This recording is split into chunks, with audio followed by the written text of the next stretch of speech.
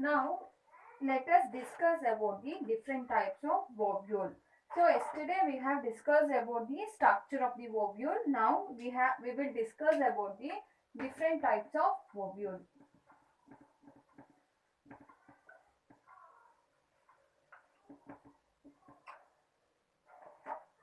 So first one is the anatropous ovule.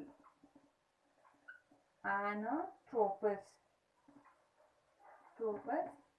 ovule. So please look at the diagram once, okay? So yesterday we have discussed about the structure of the ovule. It is nothing but the anatropous ovule, okay? So in this anatropous ovule, what will happen here?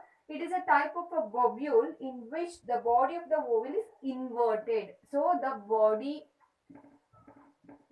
of the ovule is inverted. That is nothing but bend downwards. So they will bend downwards like this.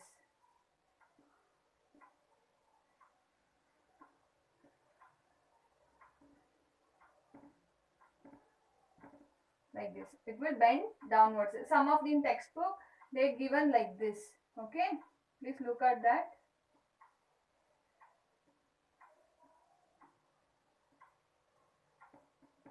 So in some of the textbook they have given like this, in some of the textbook they have given this. This is nothing but the anatropous ovule.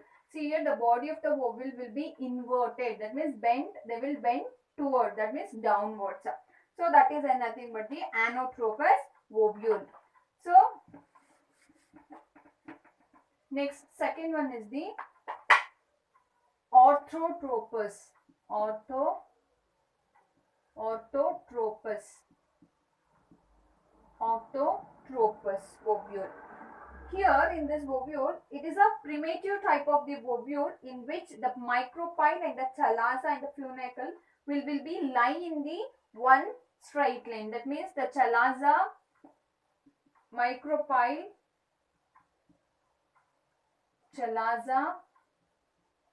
and the funicle will lie on the same line, that means in a straight line. So you can look in the diagram like this.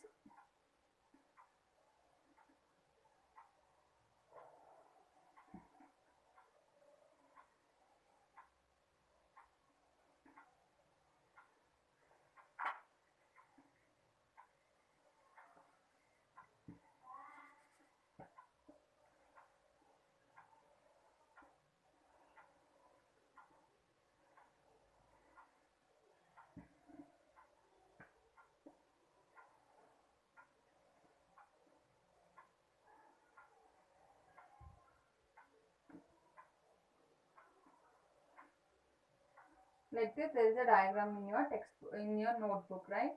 So this is nothing but orthotropous ovule. So you can see here, this is the micropyle. It is a micropyle, and this is the embryo sac. You can see chalaza.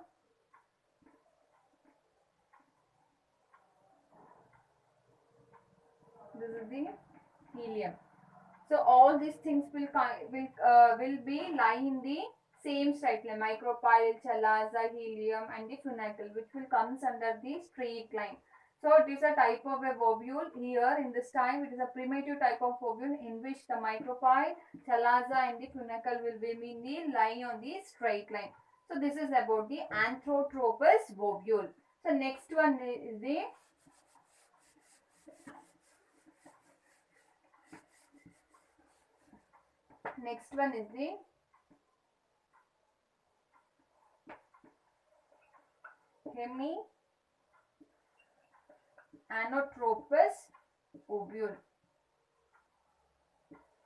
hemianatropous ovule. So here the body of the ovule is bent at 90 degree. So in anatropous ovule, as I told, the body of the ovule bend downwards. That means they are inverted. So here in hemianatropous, the body of the ovule will bend at 90 degree. They will bend at the 90 degree to the funicle. To the funicle. So it will bend to at the 90 degree to the funicle, whereas the micropyle chalaza will be lie in the one straight line at right angle to the funicle. That means to the funicle, to the right angle of the funicle, the chalaza micropyle will be lie on the same straight line. So such ovule it is found in the such ovule we can found this type of ovule, Hemianthotropous ovule, you can see in the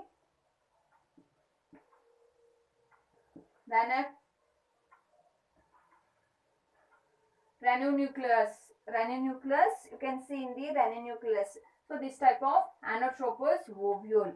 So that is about the thing. Next is the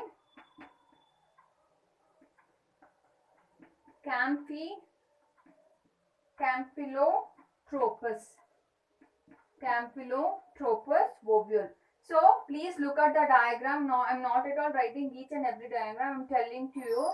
So please look at the diagram once in your notebook as well as in the textbook. So Campylotropous, here in this what will happen, the ovules has a curved body. So the body of the ovule it will be curved. It is a curved body, but its curvature is less than of the Anatropous. But here in this the curvature which will be when we compare to the Anatropous ovule, it is less. It will be a less compared to Anatropous.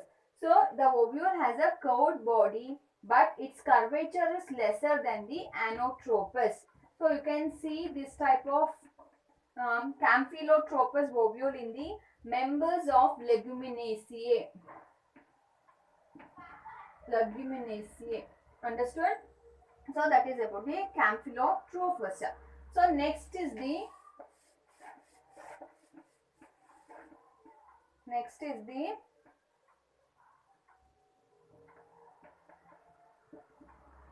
Amphitropous. So next is the Amphitropous ovule.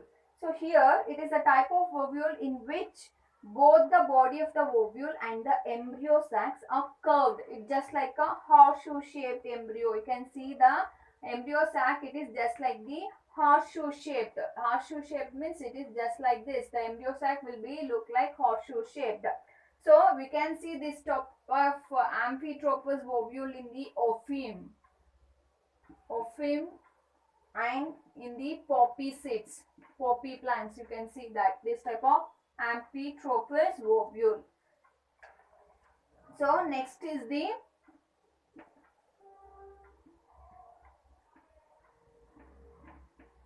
crescenate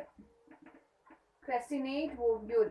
So this crescenate ovule, in this what will happen, so it is a type of ovule where the funicle is very long. So you can see the funicle, it is very long, and the entire ovule will be rotated. That means the entire of this ovule will be rotated at an angle of 360 degree. They can rotate at an angle of 360 and it can completely remain encircled. That means they can completely remain encircled around by funicle. So just like this, you can see the diagram in your textbook.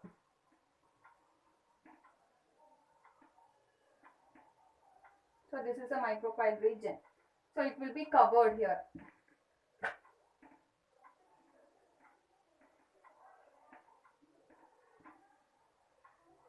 So it is a type of ovule where the funicle it is very long and the entire ovule will rotate at 360 degree and it completely remains. That means you can see it completely remain around by the funicle.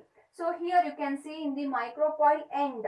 That means the micropyle end it will be face towards upwards. That means the micropyle end will be face upward and the entire ovule looks like an orthotropous. You can see in the orthotropous. So it looks like a orthotropous ovule. So entire the remaining thing will be looks like an orthotropous ovule. So you can see this type of ovule in the Opuntia and the plumbago. So you can see this crescent type of ovule in the Opuntia and the plumbago. So we have studied about the different types of ovules. So what are those ovules? One is anotropous ovule, second one is the orthotropous ovule, and third one is the hemianotropous ovule, and fourth one is the campylotropous ovule, and fifth one is the amphitrophous, and last is the piscinate ovule. So this is about the ovules. So you got the different types of ovule. Now just we will look at the quickly look at the ovule structure of the angiosperm ovule as well as the gymnosperm ovule. Just we will look at the difference of the structure where we can found in the angiosperm as well as in the gymnosperms. We are just looking at the structure of the ovule which is present in the angiosperm ovule versus gymnosperm ovule.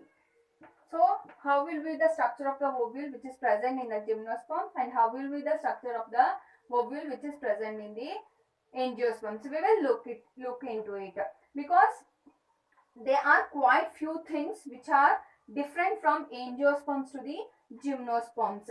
So however, in this lesson we are discussing the most of the time about the angiosperms, but the basic concept we will remain the same. So the basic concept of the both the thing will be remain the same.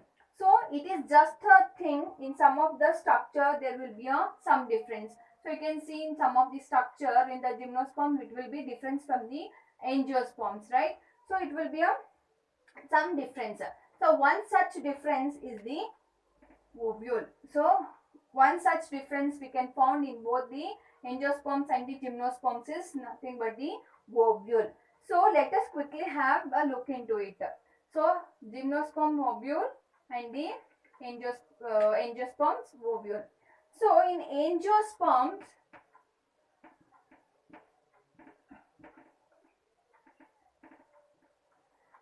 angiosperms, what will happen here, we have looked into it, right? So here the ovules are located. Where it is located, the ovules? It is located in the ovary, right? So we have studied about, right? So the ovules are located in the ovary, whereas in the gymnosperms, the ovules are not located. The ovules are not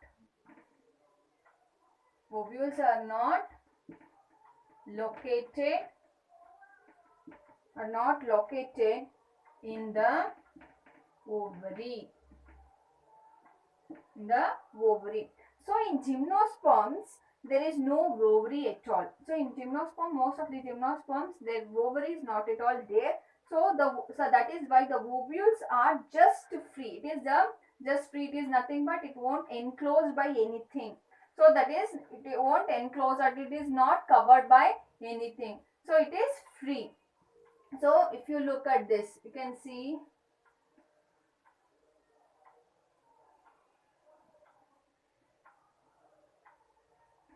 so this is the ovary.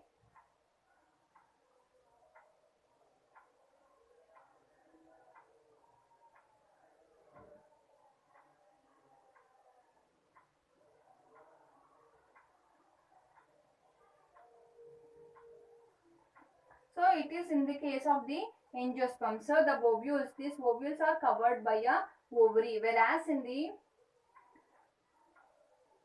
it is in the case of angiosperms, whereas in the gymnosperms there is no ovule. There is no ovary. So the ovules doesn't covered with anything. It is free, just like that only. So that is the first point. So second point is the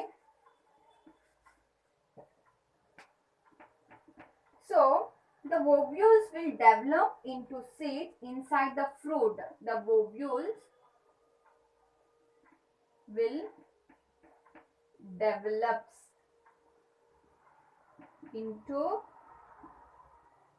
seed inside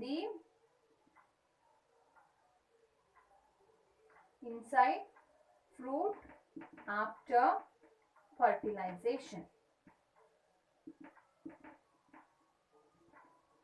Whereas here the ovules develops into naked seeds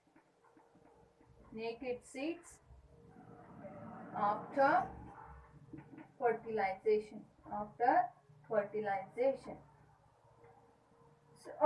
So that is the one difference, since the ovary is not there after fertilization. So the ovary will turns itself into a fruit.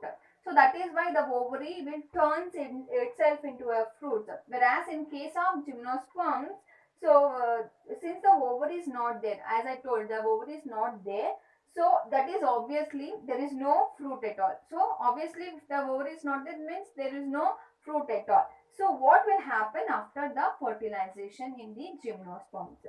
So the ovule will turn into seed, but they will be a naked. The ovules will turn into seeds, but it is a naked seed and they won't cover by anything. So that which won't cover by anything. Whereas in the angiosperms, it have a the ovules will be developed into seed where it will the ovules are covered by the ovary, right? So they will develop into seeds inside the fruit only. So after the fertilization also it will develop the seed inside the fruit. So that is the thing. So in angiosperms double fertilization takes place. So here it is simple fertilization.